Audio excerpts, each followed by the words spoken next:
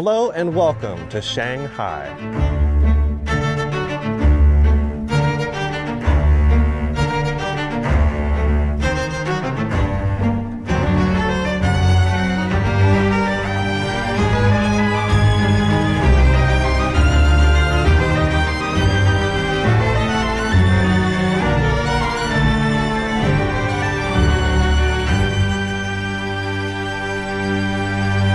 Thank you to our sponsors for today's video, Eaton, Ionna, and InfyPower. Eaton is a one-stop shop for implementing reliable and innovative EV charging infrastructure at your site. Across all applications, Eaton's EV charging infrastructure, hardware and software, gives you the scalability, flexibility, and intelligence you need to charge today and scale up tomorrow.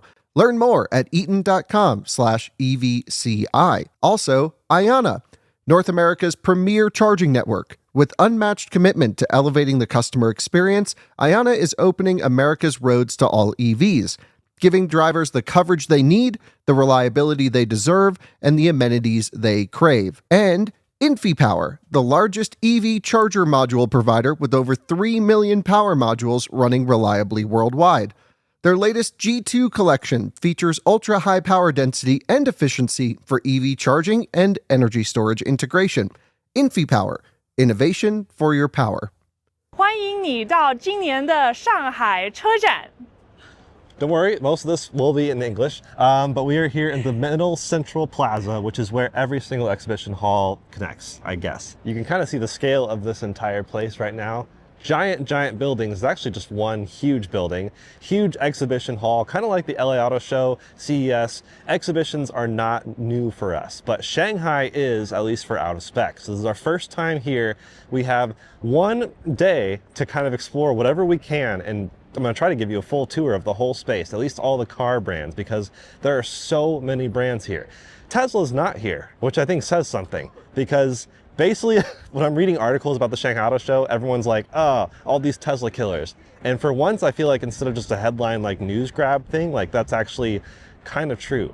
So many of these companies throw the American car brands to shame, at least in a lot of ways. So we're gonna see what we can, explore this with me and Jess. We're trying to understand the layout of the land. I actually like how this is laid out because there's like 8 huge halls and they're all kind of done in a spiral, not really a spiral, like a emanating, Like a four-leaf clover situation. yeah, and you can walk through the middle to connect to every single one. So you can go from 6 to 3 and whatever just by going through the middle, which is kind of a cool setup. So we're gonna go explore really the car ones. There are like 8 halls dedicated to cars. Before we get too deep into this, how is your experience going through security getting into this? The facial recognition requirements of entering this were next level. Yeah, security, literally, like, we're starting this tour at like 11. I don't even know where to go. It's really interesting. We're starting this tour at like 11, and we got here like, well, we were supposed to get here like 9, but that didn't happen either because the buses were late. So it's just, everything's been a catastrophe, really, getting in. And the security line to like get our passport looked and our faces scanned was crazy. So I guess get here early if you're coming to this thing. Yeah, for sure. But otherwise, once we're in here, you can just kind of walk around anywhere because you already got through the main security. All right, welcome to Hall 3. Huge. Like I said, I'm gonna say that for all these. They're all huge. We have SAIC right here.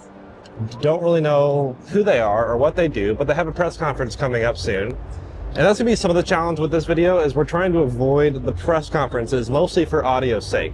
All these companies are typically hosting press conferences, either unveiling something or maybe just highlighting stuff they already have. Right here we have Rowaway. I don't know, how would you say that? I have no idea. No idea. But I've seen a bunch of these cars on the road even once we got here, because a lot of them are taxis, actually. Like when we got to the airport, I saw a million, I'm just gonna say Rowie taxis. Yeah, I don't know anything about them, but they have a bunch of different models. They have vans, crossovers, sedans. They all kind of look very plain Jane. I don't know if you have anything. Yeah, I mean, they look like a typical economy sedan. Just a very, very basic car is my understandings. Like, it feels kind of like almost Lexus-ish. I don't know, but it's funny. Like, even this is like one of the most plain looking cars out here. Oh, no soft closed doors. Dang. But nice door thunk. So very, very plain Jane looking car. And I don't know, it still feels kind of nice. The logo is really interesting. Like, it looks like it should be on like an executive Rolls-Royce situation. And then you see a lot of Chinese cars all have the Chinese representation, but also English lettering. Even if it's a car that's like sold elsewhere, like you'll see a Hyundai Elantra on the road here. It'll have Elantra on the right side, but then also the Chinese characters on the left side, which is interesting. Over here is one of my dream cars. I guess this is another part of SAIC, by the way. We're just going to kind of gloss over that. Almost looks like they have like kids interaction stuff, which is kind of cool, but I don't think there's any kids here. But this is MG. MG is another global brand, very popular in Britain. I mean, we've all heard of the MG Roadsters of old. Actually, my grandpa had one, and that's who I owe my interest in Roadsters. This is the Cyberster by MG.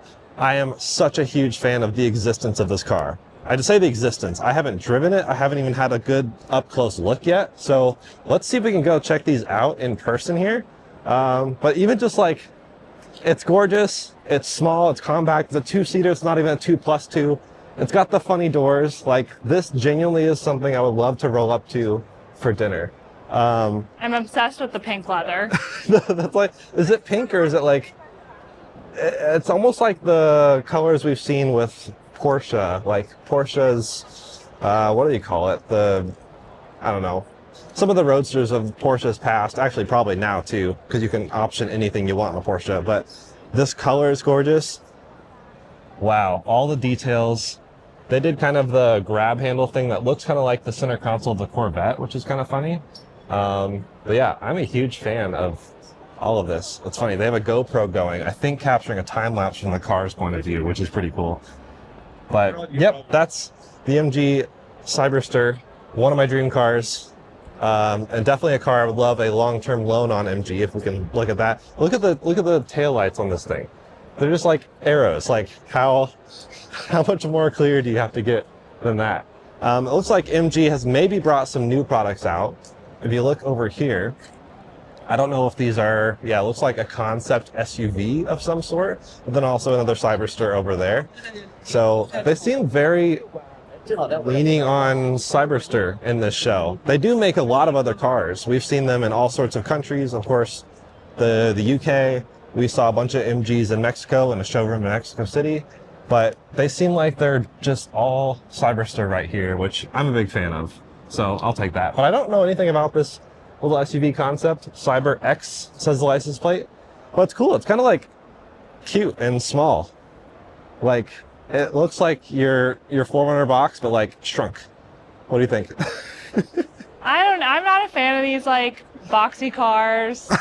This gives me like Says the Defender, 4Runner owner. Discovery vibes. So I think that's going to be a continuing theme with a lot of these, well, the Chinese specific cars, because watch your step. A lot of them are kind of blatantly rip-offs of like other car designs. Like, a lot of people equate it to GTA, Grand Theft Auto, the video game. It has like most cars people recognize, but they're tweaked just enough to not infringe on like copyright. And that's how some of the Chinese brands do feel, at least to an American coming here who's not aware of many of them. But a lot of them, ironically, are better than the original, which is kind of interesting. Okay, so I got a bit more context here. SAIC is a huge car company. Actually, I think the biggest car company conglomerate in China.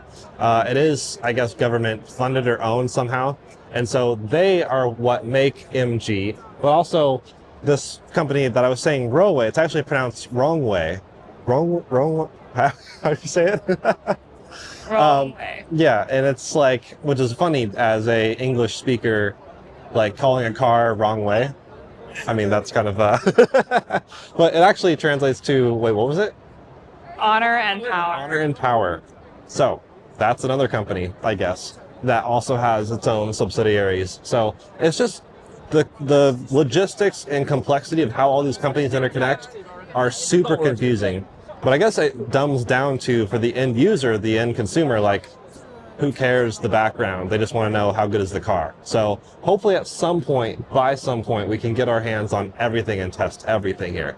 But that's what also brings me to SAIC Volkswagen. This is a joint venture between Volkswagen as we know it, but also SAIC. So they have their own cars that are different than the Volkswagens we probably know of. And that's what I'm seeing too, is there's a lot of Chinese companies that are like their own version, such as like Audi. Audi has global car company, but also like its own Chinese version branch of Audi. These colors must be really popular in China because we've seen a lot of cars that are kind of a purple/blue. But here's, okay, Tiguan. That's a familiar nameplate. Yeah, modern Volkswagen design language. So it'd be really interesting to like understand the underpinnings of how all these brands are formed and how they run. Like we as the end consumer and even sometimes journalists have no idea what really goes on in the background. So let's keep looking over here. I'm curious to see what other models there are and if there's anything we're familiar with. Okay, so here's like the Passat, also in kind of a purple color. And it looks kind of Arteon-ish with the light bar. We also have ID4. We have the ID3, which is kind of a Volkswagen Golf size situation that's fully electric. So yeah, a lot of familiar things, I guess. So very interesting to see Volkswagen having their own separate booth from the other Volkswagen. I think Volkswagen themselves has another booth here, but that's it for this one. Actually, not the most interesting booth, I would say. This one over here seems a bit more interesting. Jess spotted a car that's dressed up somehow. So this company, I guess, is IM. Not really sure what that means, but this is the car in question. So you're going this. I don't even know what to make of it. But I'd love to see Colton detail this. Use certain types of conditioners for the hair. I don't know. Jess, would you ever be seen driving that? I would drive it in California, somewhere where it doesn't rain. I love this sign because it basically says that like life needs a level of like emotion or like empathy. And I think that's where they're drawing this from, is like, let's put emotion or empathy or like a next level of like comfort into cars and design. I would lay on that hood. It does look pretty comfortable. Well, let's go see if the rest of their cars stack up. Okay, but it even has a tail, so yeah, it's like clearly a cat of some sort. This is really funny. Even the wheels like look kind of cool. It's like aero caps. Okay. So I don't know anything about this company, but it's just fun to see it raw for the first time. And that's another thing to keep in mind about this show in general, is it is so packed. And it's not even the public days yet. This is just like journalists and exhibitors day. So it's really just journalists and other companies looking around, seeing the competition, which is, you know, probably pretty good. But yeah, there's people holding cameras literally everywhere. But yeah, these are the IM cars. I didn't really gather that from the logo. I had to like look it up. But kind of interesting. They seem kind of nice. Door handles that pop out. Oh, they got kind of a yoke situation, the steering wheel. Do all of them? No, this one over here. This one has kind of the, almost like the Lucid Gravity looking steering wheel. But screens everywhere, tech everywhere. And that seems to be, oh, and then LiDAR up on top. So that seems to be continuous theme with Chinese cars as well. It's just all the technology, which kind of makes ours feel a bit less interesting. I saw this has M-Vision, so like a lot of sensors on it for its own self-driving. So we're going to see ADAS probably exploding. We've already seen it doing really well in China. Kyle's done a couple of videos on some of the ADAS systems here already. FSD notably is not available in China. Seems like there's some sort of conflict thing with Tesla in China as far as I can tell, which may also be why they're not here. I don't really know why Tesla isn't here, but I feel like that's a glaring omission, or they just like not super proud of their cars. But here's another instance of eyes on the car adding emotion into what I think it is. Here's another thing at the back of this car is another thing I'm starting to see with a lot of Chinese vehicles, and it's kind of like screens, for lack of a better term. Just a bunch of LEDs programmed to do something. In this case, be a cat, but also said words like "thank you." And I actually love this idea. I'd love to have like be able to drive down the road, and like someone like lets you merge in, and you could be like "thank you." Or like when you're passing someone on a canyon road and they pull off to let you pass. Here it says auto parking, auto driving. That's another thing to start thinking about with a lot of these cars is like, we'll go this way. Cars are starting to use autonomous driving systems. It's important, I think, to kind of let the public know, or do you think it's important? I don't know. Is it important to like tell people when you're using FSD or whatever driving system you're using? A lot of Chinese cars are starting to use the color light blue to denote the fact that you're driving autonomously, but this would be another way, having text on the back of the car. Hopefully everyone understands, I guess, the English text, but I guess it could be other languages too. But having like just a color, like super light blue lights sometimes by the mirror, that's what some cars have started to do.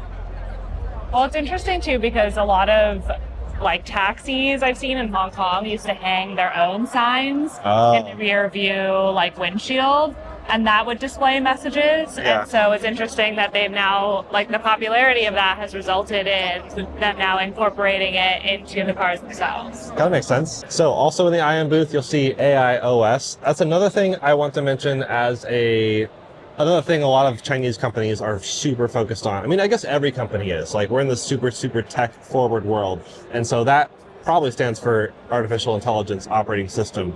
And everyone's really jumping headfirst into software and the systems supporting everything.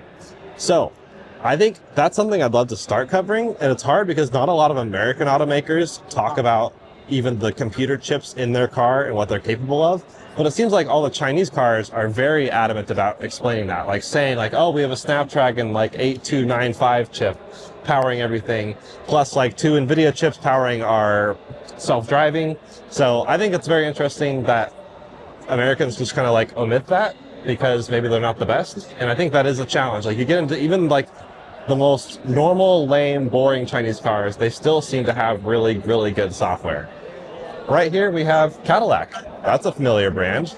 And their slogan saying, love drives the future. Love, notably, is an acronym, kind of talking about their 4 models. Well, I guess they have 5. They might even have more here in China, but as far as I know, it's the, let's see, Lyric, Optic, Vistic, and Escalade IQ, which I believe are the 4 models displayed right up there. So that would make sense. They also have the Celestic, but that's a C, and that kind of breaks up the acronym, although it spells clove, I guess, if you put them all together. And in China, though, they also have some cars with different names in the US, so that's also a bit confusing. Here is one of the Audi booths. That's also confusing, because Audi has another section in another hall, and I'm not really sure why. But here you can see the Audi 4 rings, but then also the Audi branding separate here. Not even going to look at the Audi ones over there because they look normal and boring. But this like E5 Sportback, like we have nothing like that. And that's kind of the design language they're taking here in China. So it looks like a press conference is starting with Wu Ling, which is right here in this booth. Oh my gosh. Okay, so Wu Ling's press conference has just started and it's very, very loud. So I'm going to talk like this so you guys can actually hear me. But here we have the Buick booth, which has this really sick concept on a middle stage. No idea what it is. You guys will see if it has, oh, the GS Electra. That's pretty awesome. But we have Buick minivans, which are huge here in China. Actually, literally huge. They're kind of big. Here's another Electra minivan concept. So maybe all their concepts are called Electra. And then here's the GL8, or the Glate, as I call it. That's actually what picked us up from the airport. An old version with like wooden floor. It was really cool. So yeah, breezing through Buick, that's a company we're familiar with that is very different than what we see in the US. Then we get over here to Baozhong, I guess, which is awesome. This is like tiny little off-roaders that are almost like Ford Escape slash... It's like the Suzuki Jimny type. Like, look at this thing. This is so cool. Oh my gosh.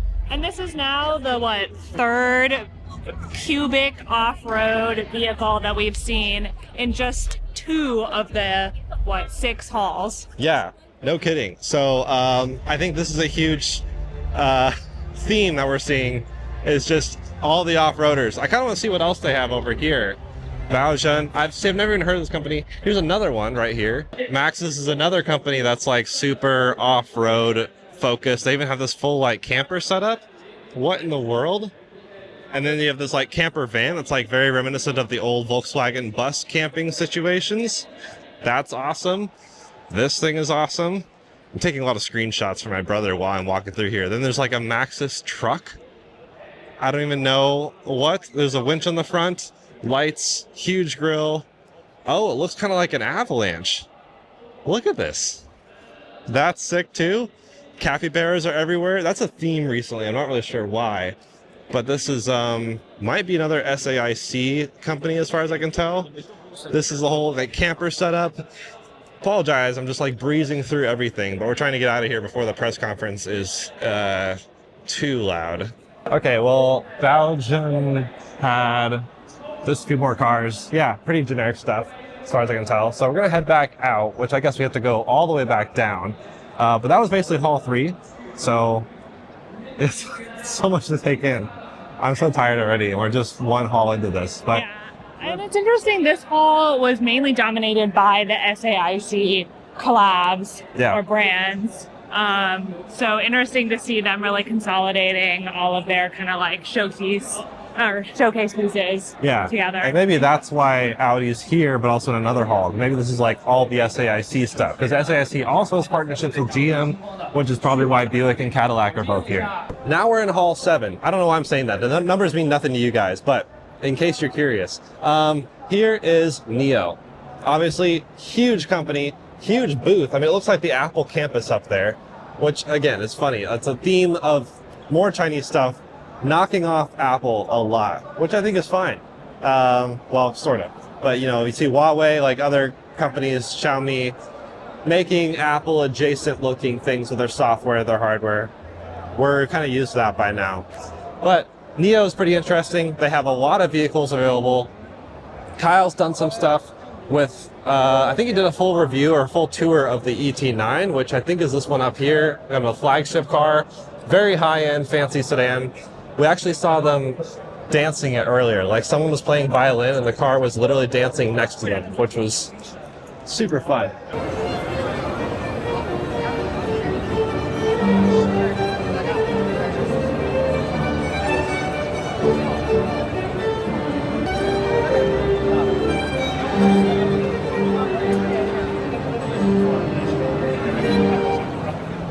But they have ET7, ET5, ET9.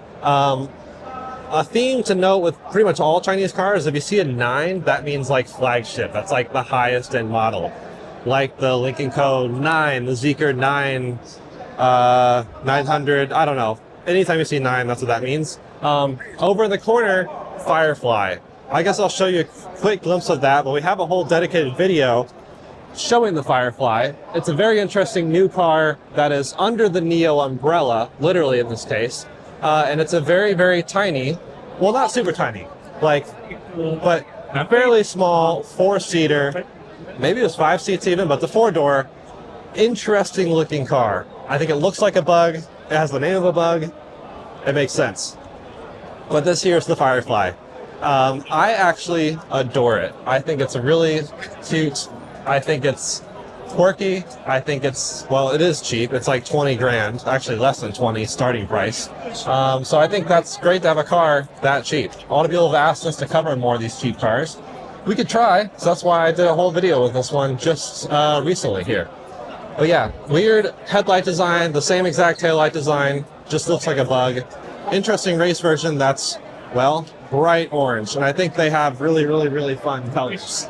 Okay, so across from NIO is Tank, which is a hilariously awesome name. And it's kind of thinking, I don't know, Bronco, Ineos, Defender looking things. Very off-road focused. They're actually giving a press conference right now, which, yeah, there's a lot of press conferences happening, like I said. But pretty cool. Definitely not battery electric. These are combustion, maybe hybrid. We see a lot of those in China.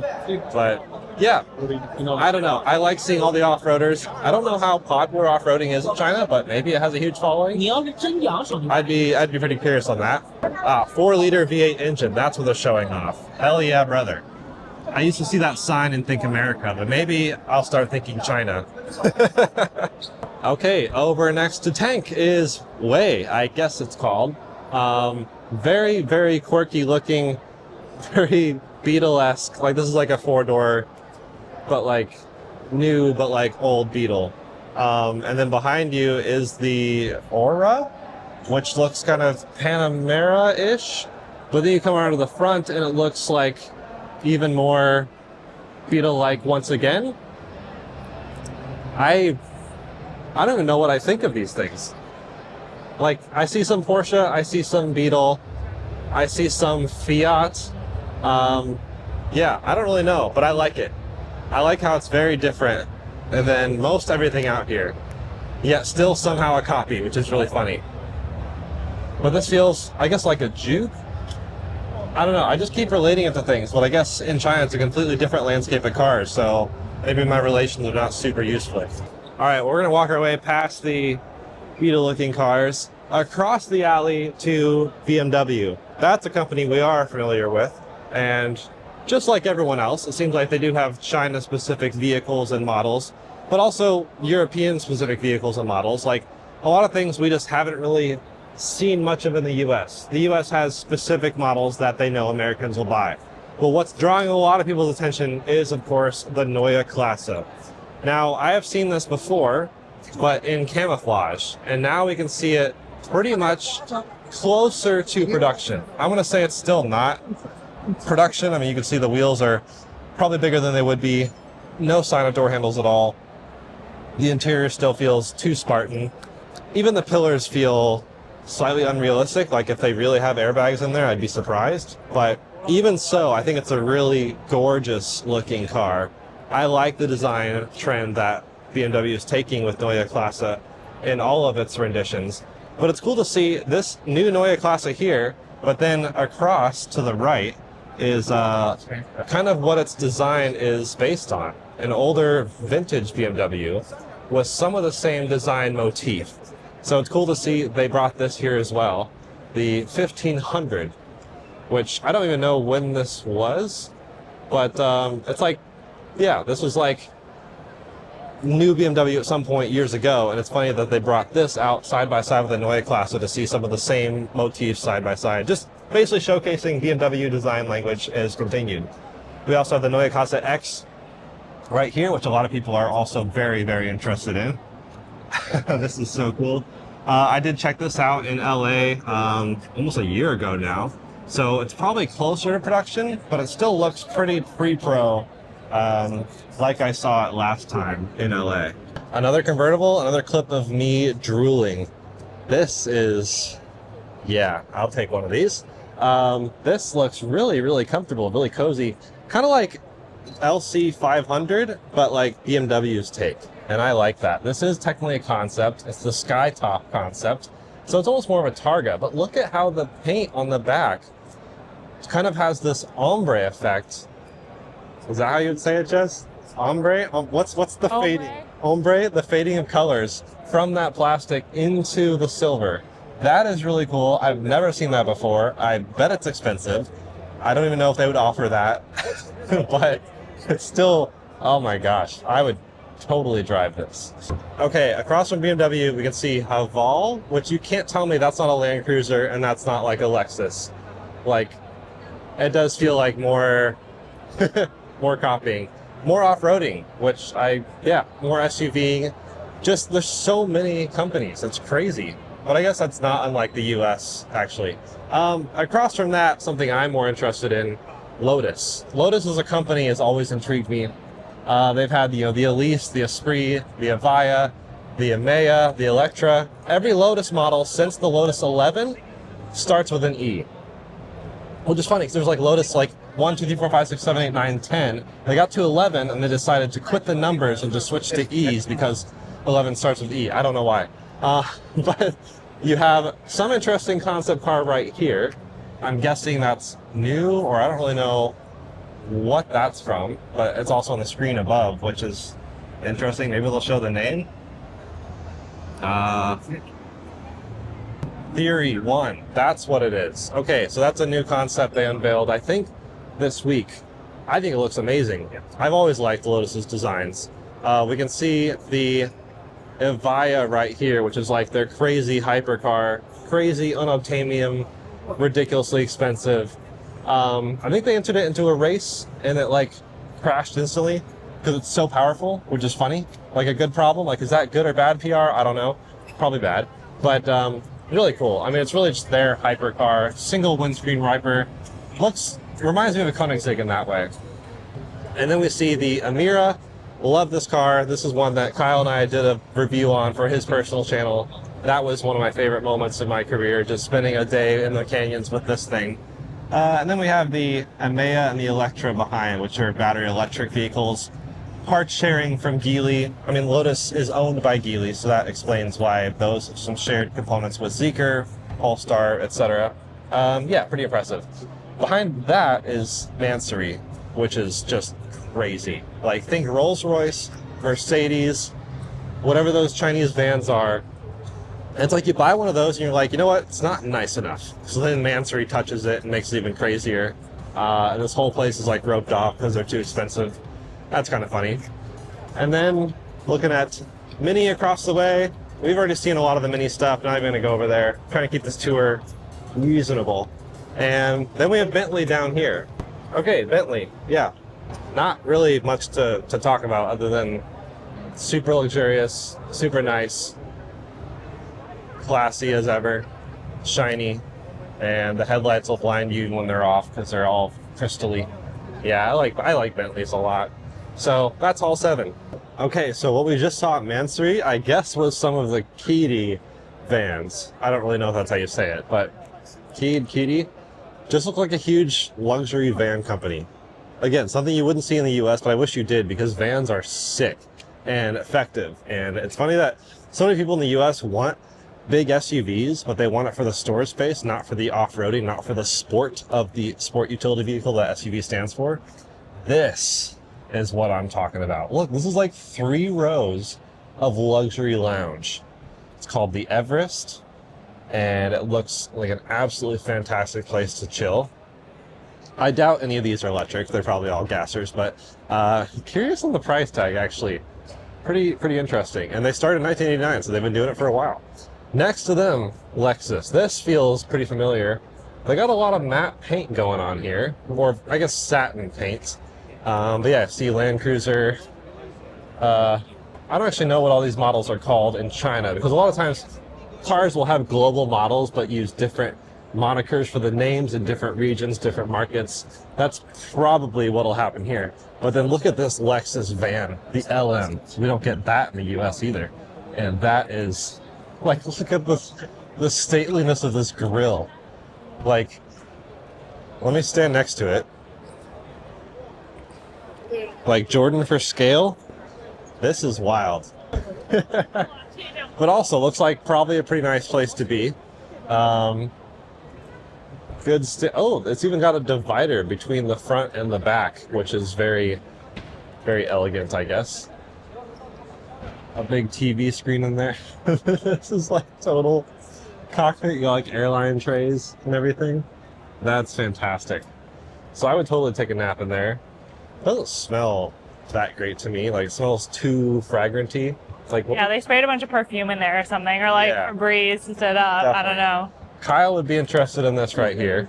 That's very interesting. He could probably tell you everything about it because, well, he has one. Although he's selling it. He might have already sold it, actually. But one of the best engineered vehicles of all time. This is also really cool. Whatever this is. Yeah, I have no idea what this company is. But those are the GZG50 and the VZ50 or 40. Just looks like elegant, stately cars from like the 90s. And they might be, but they also might be new. I don't actually know. Okay, so Jess just talked with one of the individuals. What'd they say? So this brand is called Shiji. It has the Phoenix logo. These are some of the older models, but I guess they're known for being one of the classiest cars in China. Now you can see this is one of the older models here. Looks like this was in production until about 2018. These two here are the 2 newer models. So a pretty Oh, stark contrast of what this is they used to 2018 be. till now. So That's this is current. This is present, and these are also, I think, present. Okay, and the ones up front were 20 until 2017. Yeah. But yeah, I mean, look, that just looks straight up like Rolls-Royce Cullinan in the back there. That's like the Rolls-Royce Cullinan from GTA. So that's really funny. But yeah, very, very, very nice, very classy. I mean, they said they're the classiest. I don't know if I trust them because they said. Well, Lexus said that. Oh, Lexus. It was Okay. the Lexus rep that said these are one of the classiest Maybe cars. there's something so valid about that. Okay. Sure. We kind of glossed over. There's a Toyota Boshoku booth, which I think is just some robotic stuff. Horse is a powertrain solution, I think, by Geely, or at least adjacent to that. So we could just skip over that. And what do we have here? More. Toyota. So Toyota's China stuff, bit different. And probably a bit better, which is also interesting. Like in the US, we're like so bummed by the Toyota BZ4X. But I think they already have the BZ3X here in China. I'm curious if they have anything here that we've seen. But yeah, these are all BZ. This is BZ5, BZ3, BZ7, and then the BZ4X, which we all, yeah, I don't know. But yeah, look at this huge like Toyota battery electric lineup that we don't have in the US. This is crazy. Wow, I love the orange interior. Yeah, this is like That's so basketball, cool. or even more orange than basketball. I mean, it feels very much like a luxury interior. Yeah, this really feels Lexus to me, which I get confused sometimes. But like all these cars have LiDAR except for the BZ4X because that's like super global. But all the Chinese Toyota EVs have LiDAR and just look super nice. They actually look fancier than Lexus. That's always sometimes confusing when you have the sub-brand, the premium brand, almost batting heads against each other. See, this is the kind of exhibit I'm talking about. This tells me everything I need to know. Toyota's cool. This is Toyota's future city, built in Lego. Love that. Look at these door handles. Like they fold like into the car. I'm so intrigued. Oh, and then the seat folds out. What is happening? We have people dancing around the car. Wow, this is, I mean, talk about a really ergonomic way to get in and out of your car. Very friendly to people who need that amount of ingress and egress.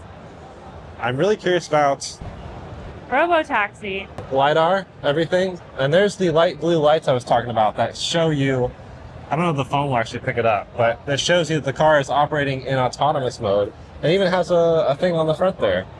I don't know what that says, but okay. I want to see this off-road park in the middle of Toyota that's like shrunk down. This is so cool. See, this is like living room goals. Like having this kind of off-road park to like drive your car around with a little FPV camera on it. Kind of an interesting hobby that people have. Oh, they're driving one right there. That is cool. Jess thinks this is cooler than her 4Runner. Why don't we get these in the US? That is really freaking awesome. Even just the white lettering on the tire like doesn't bother me. Yep, I dig that. Do you know what any of these companies are? No. Like, I've never heard of or seen any of that before. This is crazy.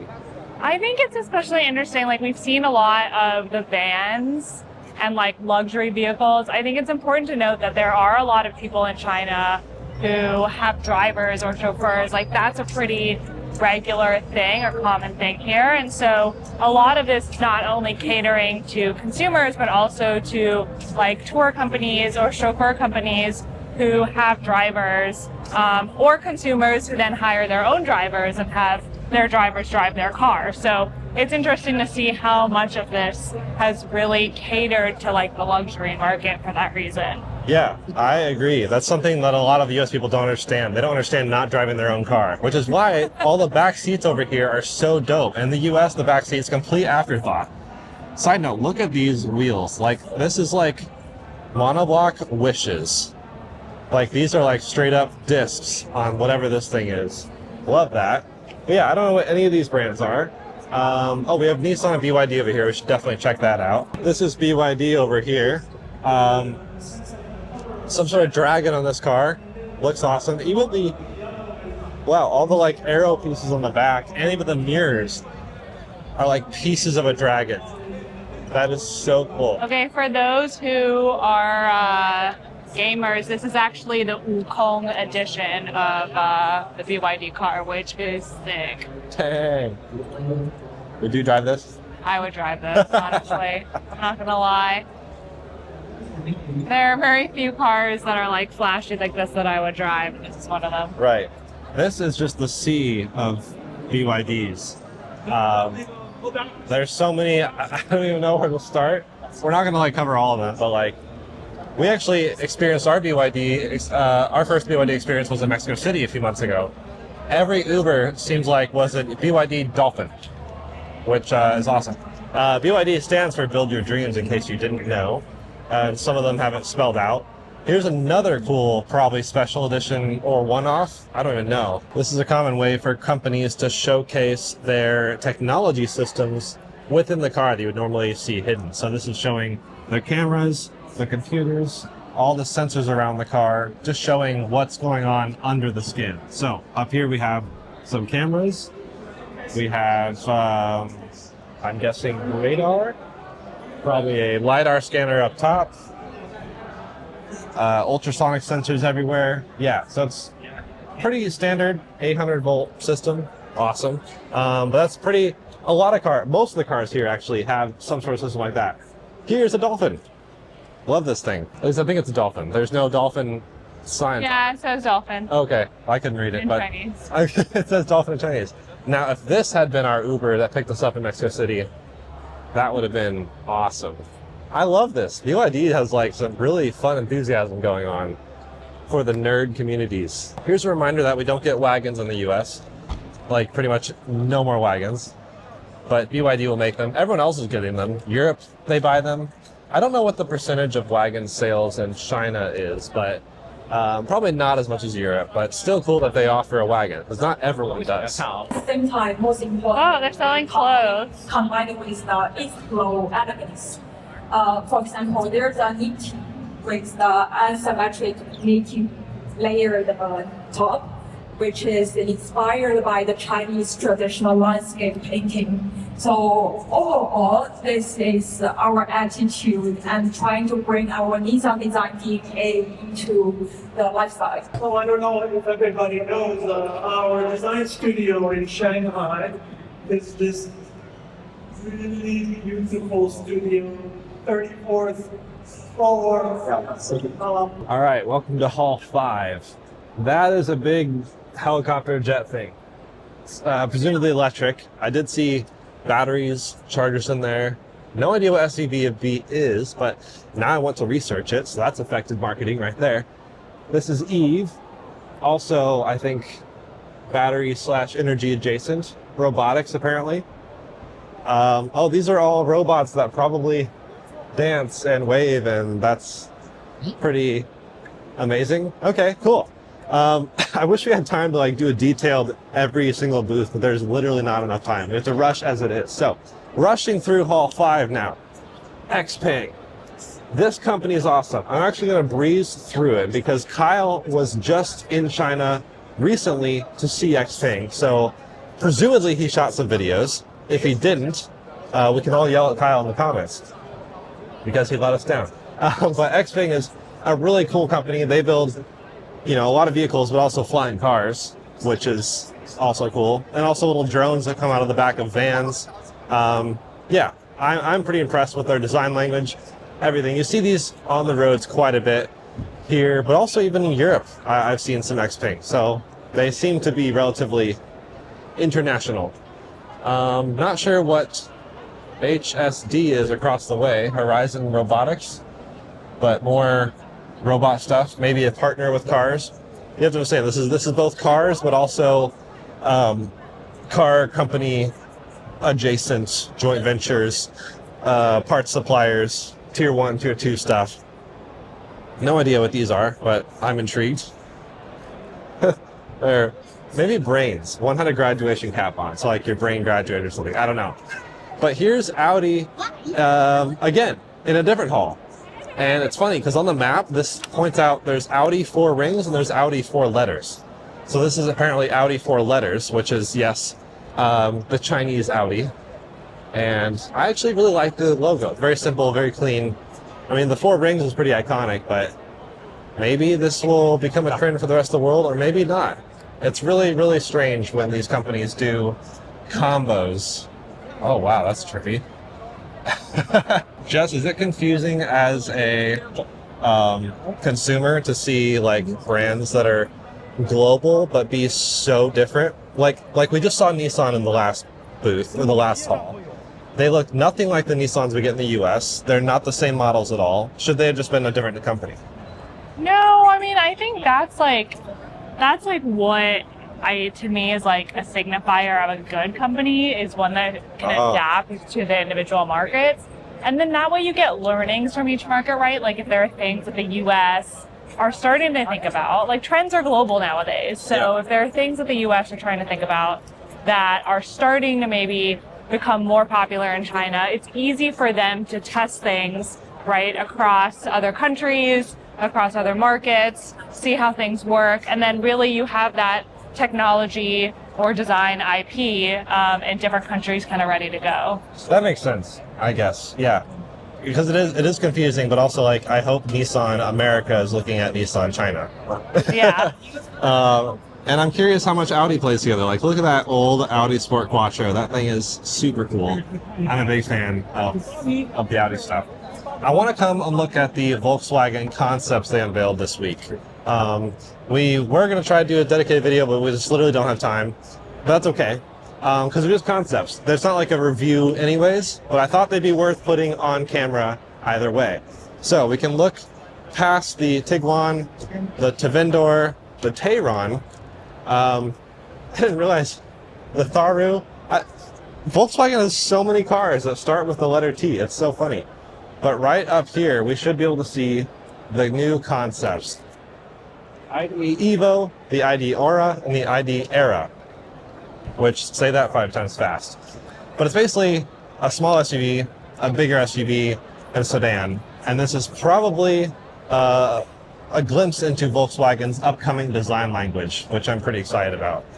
So I'm intrigued, curious what you guys think of these concepts. The wheel designs, I mean, with concept cars, you really just have to look at the overall vibe and then maybe the wheels, because that's what will eventually come into play as production vehicles, idealistically. I hope they stick close to the design language. Honestly, I like how I like what I'm looking at with all 3 of these quite a bit. So, thoughts, Jess? Any love or hate? It's not for me. Not for you. Not exciting enough? Yeah, it just feels a little bit like, I don't know, if you're doing a little bit of everything, you're really doing nothing. That kind of feels like this. There's nothing that feels too unique about it. Yeah, I can see that. Well, over here we also have ID4X and more ID3s. This is again like one of those things where there's Volkswagen, like the SAIC booth, but then we also see this Volkswagen booth, like how we saw the Audi booth and also the new Audi booth. All right, moving on past all the ID everything, we skipped past Audi once again because the 4-ring section just really seemed like typically the other cars, which is cool. Like, I have nothing wrong with Audi. Over here we have Ito, which I think is a subsidiary of Huawei. Okay, I think Ito is launched in partnership or somehow related to Huawei. But yeah, they're another electric vehicle company that is, I think, relatively upscale from the looks of it. They have the M7, the M8, the M9. Once again, 9 being the top spec. That seems to be rule of thumb at this point. And then we have Volvo across the way. Love Volvo. This is the EM90, the really cool van, kind of similar to the Zeekr 009, but it is Volvo. I think it looks pretty nice. So I'm fine, happy that it exists. EX30 over here, that's going to be another bit more cheaper consumer car. I think they're super adorable. Love this bright colorway. Is this too bright? Is it ugly? I kind of dig it. Okay, Jess digs it. But yeah, Volvo's very, famous for safety. They have the skeleton car on the stage showing the insides of it, showing maybe this crash structure, showing how safe it is. And then, yeah, the hood pop, not to show a frunk, but to show an engine, because Volvo does have electrics, but also very complex internal combustion engine systems. Oftentimes turbocharged, supercharged, plug-in hybrid, sometimes all at the same time. It's a lot, but that's Volvo. Nothing else too crazy here. Probably an EX90 somewhere, EX40. Yeah, that's Volvo. More Ido stuff, more interesting colors, but I'm really excited about Porsche. Let's see what Porsche has in store in this haul. So Porsche feels like just a fancy, high-end, but not too fancy, like approachable fancy living room and a garage. Like you have this sick GT3 right here on garage-ish checkered flag flooring, race tires everywhere. Love that. You have this really interesting pink pig Porsche. Love that too. I don't even know the story, but I like it. I like the color. You have vintage Porsches up to the right, like stacked in a garage looking thing. Well, some vintage, some newer. I see some old Dakar racing Porsches. New Taycan in the bay over there. Oh, now this is special. This is Taycan Facelift GTS, which I don't think we've launched or seen launched in the US yet. So that really intrigues me. Awesome. Looks like some sort of speedster back there. Awesome. Ooh, the 911 Spirit 70. Nice and vintage looking. Awesome. Wheels on the walls. And yeah, there's no substitute. So this is Porsche China. I really wasn't familiar with how Porsche portrayed themselves in China, but I'm digging this. We also have the Macan EV over here, of course. We'll have to check in with Dave at some point, see how much Kyle's dad likes his Macan EV, because he's had it for months at this point. Cayenne stuff, no electric Cayenne yet, but I'm sure that's coming. And then parts on the wall, like a 918 Spider engine cover. So random. 1965 Porsche steering wheel over there. This is sweet. Oh, and we have a Porsche store over here, which is one of the cooler stores, I'd have to say. Porsche Design has very cool store stuff. A lot of Porsche dealerships sell Porsche Design things. I think it's pretty sweet. I would definitely rep their swag. I don't even have a Porsche, but a lot of people aspire to it, so the branding makes sense, I think. So the Panamera gets its own little special garage, because I think it's really popular in China. That vibe of car, like in a stately executive sedan, that's what speaks China to me from the Porsche brand. So this kind of makes sense. It gets its own vibe of a room.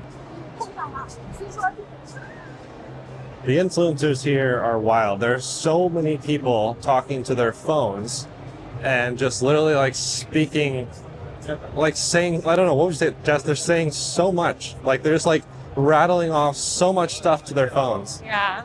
I don't understand what's really happening. They're live streaming. Oh, they're like live streaming. They're live streaming and people are asking questions. Oh, and interesting. making comments. And so they have their it sounds like they have their script, but they're also like reading the comments being like, oh yeah, like here's a close-up of a light or like whatever. Okay, well that's really interesting. That makes sense because I think today is a lot of influencers, exhibitors, media people getting essentially early access to the show. So a lot of the public is very interested. A lot of people are probably putting their content out today, or like Jess said, live streaming and getting everything out as fast as possible to all the people in the public who are dying to see the show. All right, welcome to Hall 6. This is where there's a lot of Geely things happening, and Li Auto.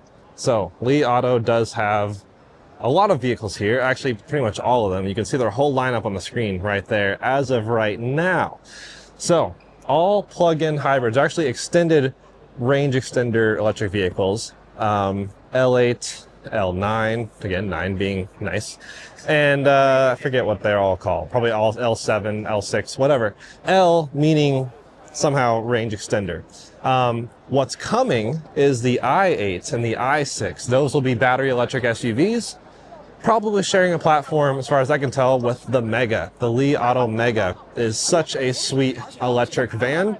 I actually have a whole dedicated video talking about that van on this channel, I think. Hopefully either coming soon or out by now. Talking about the Li Auto Mega, all the details, showing you inside and out, showing you the software, all the fancy new features, even for the new 2025 or maybe 26 model year. So China's very fast to update things with model years, and even like mid-cycle refreshes happen faster than they do, I think, in the US. So that whole video is really interesting to watch. Swivel captain's chairs, heated seats on all 7 seats. That thing is totally wild. Right here, we have what is Galaxy, which is now a brand under Geely, which has, let's see if you can see it, that thing. Looks super sick.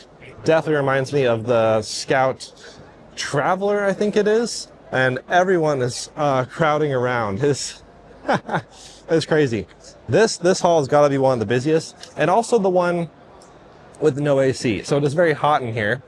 I actually sent Jess to go get water because we're dying. My voice is dying, but coverage will continue. Lincoln. Yes, Lincoln is an American company, but also totally a Chinese company. And actually, I can totally see it. Like, this thing feels like a stately Chinese vehicle to get around. So yeah, Lincoln, they're pretty cool. They even have, I think, is that some sort of van up on stage? No, it's just the Navigator black and gold or something or other. That thing is so cool. Escalade IQL? Nah, just this. Take this. So a lot of the booths have really interesting, unique giveaways, things to hand out for people. Like, I guess Lincoln was doing little characters, and yeah, pretty interesting.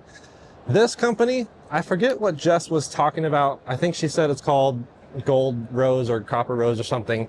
Also a very stately, fancy, high-end limo type. I mean, you see the bus way down there, the van, this car, which feels like Toyota Century.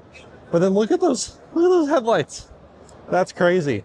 See if I can get a closer look.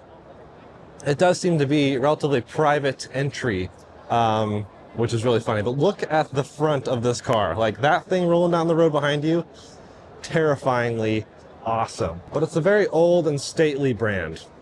Across from that, we have Geely's actual booth, I think. The Geely stuff's a little interesting to me, a little confusing at times, figuring out which company is which. But there's Geely hydrogen stuff there, alternate fuel cell stuff. You have, I think, Lynk & Co. over here, or maybe this is just more Geely with all the different cars showed out. Yeah, there's like a Zeekr 009. Oh, this is just Zeekr. Cool. Okay, well, this is the Zeekr booth. And that's actually who brought us here, so shout out to Zeekr for bringing me and Jess over to Shanghai to check out the show and check out their booth specifically. This is the Zeekr 007 GT, spicy one. Zeekr 009, which is a really cool van. Got Zeekr Mix over there. Kyle's already done a whole video with that. I think this is the Zeekr 009 Grand over here, and a lot of people are crowding around it. Oh. This is like the new SUV type thing with like monoblock looking wheels. That's super sick. And over here is the Grand Van. It's like the Grand Gold, I think, which is also super special edition, fancy looking thing. Zeekr is just such a huge company, exploding company in China. It's chaotic. And they've only been on the market for a few years, but like already one of the best selling cars, the 001, the really cool wagon thing. That's been, oh, here it is. There it is right there. Zeekr 001. A little confusing because that was actually unveiled, I think, as a Lynk & Co. concept, or a concept under Lynk & Co. and then it split off to Zeekr. I don't know. That's why it looks like a Lynk & Co.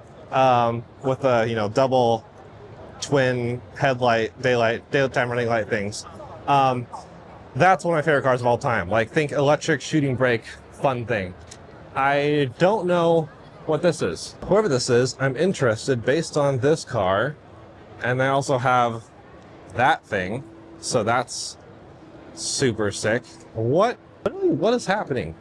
Flying cars, off-brand Land Rovers. Oh, there's another concept thing over there. This is, I do apologize. This has got to be one of the most confusing wild tours of all time. But because it's all interesting, unique stuff that we, well, don't have anything remotely close to in the US, hopefully it's at least somewhat interesting to you. Moving past whatever that company is, onto some Huawei stuff. So Huawei also has a lot of cars, even sub-brands like this is a Luxeed R7. Luxeed is a sub-company under Huawei. So is Voya and whatever this is. And then we have Avatar with the missing syllable. As you can see, Zeekr and Avatar both leaving out the second or the last vowel, actually. That seems to be much of a trend here. But then we have Audi Q6, so I don't really know what's happening here. Maybe it's just Huawei stuff used in other cars, which is also a thing. It's very interesting. So I lost my translator. I need to find Jess and hopefully make it out of here alive. Lynk & Co. has a really cool booth. A lot of really cool vehicles, actually. And it's actually, I think, maybe the first Zeekr or Geely vehicle I ever drove was a Lynk & Co. 01 in Europe about 3 years ago. But this is the Lynk & Co. 03. There's Lynk & Co. 01. Me and that thing go way back. Great paint on that. Here's the TCR. Kyle's actually driven that around a track, I believe. Or maybe it was the 03 Plus. I'm not really sure. But he spent some time with some Lynk & Co.'s. I'm really quite a fan of their design language. I think that's why I like the Zeekr 001 so much, because it's basically Lynk & Co. design, just under Zeekr. Zeekr, of course, has crazy battery technology. Lynk & Co. shares a lot of that. Just the Geely group in general, or is it Geely? I always forget. They have so much impressive technology, and that's why I think they're skyrocketing ahead of all the competition, despite being so incredibly young. Here we go, some sort of capybara thing, and oh god. That's so funny.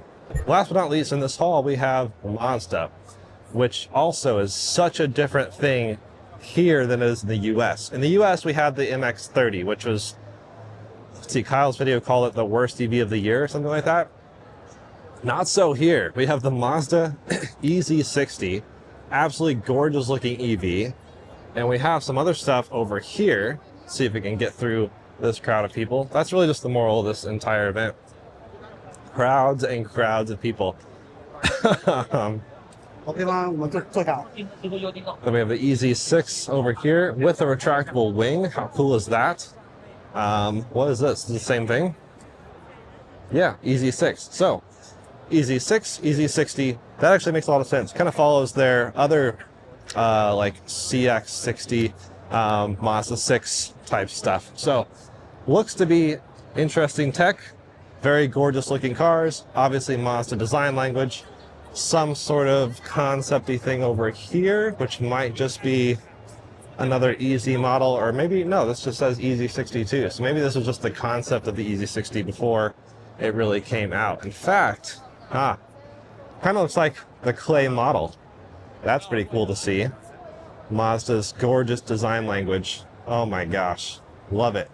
So I would have loved this tour to be longer, but they got us to the show 2 hours late, and we had to leave early to go sit on a bus for 3 hours to go somewhere else. So we had only a small amount of time to go to the Shanghai Auto Show, which is, as you could see, a huge, chaotic, crazy spectacle of amazingness. So I hope you enjoyed this partial tour of at least the major automotive halls in the Shanghai Auto Show. Of course, there was a couple others with a few automakers, such as Mercedes, for example, that we couldn't get to, which is a bummer, but there's always next year. Hopefully next year we can spend more than a few hours there. In fact, I could see spending days just wandering about the floors, trying to understand and grasp everything your eyes see. All right, let's jump back to our final thoughts. All right, well, we're ending right by this gorgeous orange Zeekr 001, which again is probably like my favorite car on the show, besides the MG Cyberster. That thing is super cool.